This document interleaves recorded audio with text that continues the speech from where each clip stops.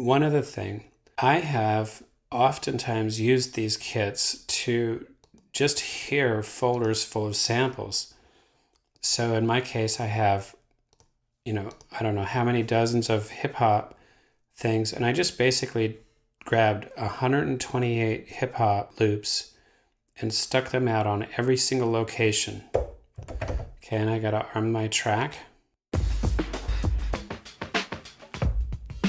And in this case, having the auto select is really handy because I can take it all the way down to my device, which are our simplers.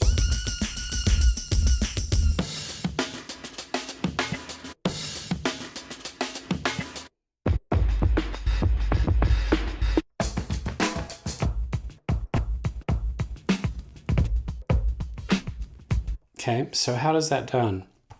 Just do this, take an empty drum rack. I'm going to just go empty bucket. Remember that? Go out to your folders, and just right there is a bunch of snares and all kinds of stuff. Snares and claps. I'm just going to grab them. These are stuff that I may have never used, but I still have them. And I'm just going to take them and stick them on C1. And you can see that I picked that many. I didn't get 128, I got just a few. And now I have my claps. I can open these up, auto select, and then arm the track. And then I can use this as a way of going through my samples.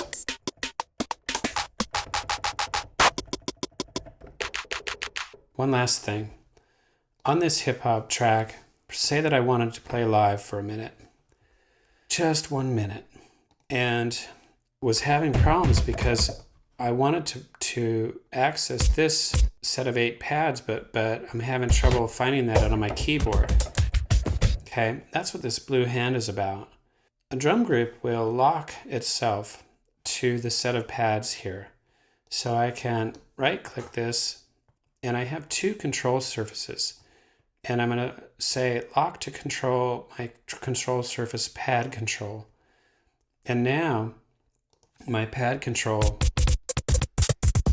will respond. If I change my view, my pad control will chase that. And it's evidenced by that blue hand. How do we do it? Go Apple, comma. And you'd think it'd be under the MIDI input outputs. It is not. This is a control surface thing. And if your particular control is on this list, then you're fine. This will work for you. If it's not, then just pretend like you never saw it. So I have my pad control. I also have the APC here, which we'll get into. I have my pad control, and it can be hit or miss here, but basically what you want to do is get these settings. There's 3 selections on these outer 2. Okay, and I can't say exactly what it's going to be for you, but for me, it's this one, and it's this one. And that's what enables me to get this to slave and lock to my visual. So if I go down here, I expect to hear this on my pad control, and sure enough, I got it. Okay, we must move on, but you can spend some more time down here if you want. Next up, we get into the mixer.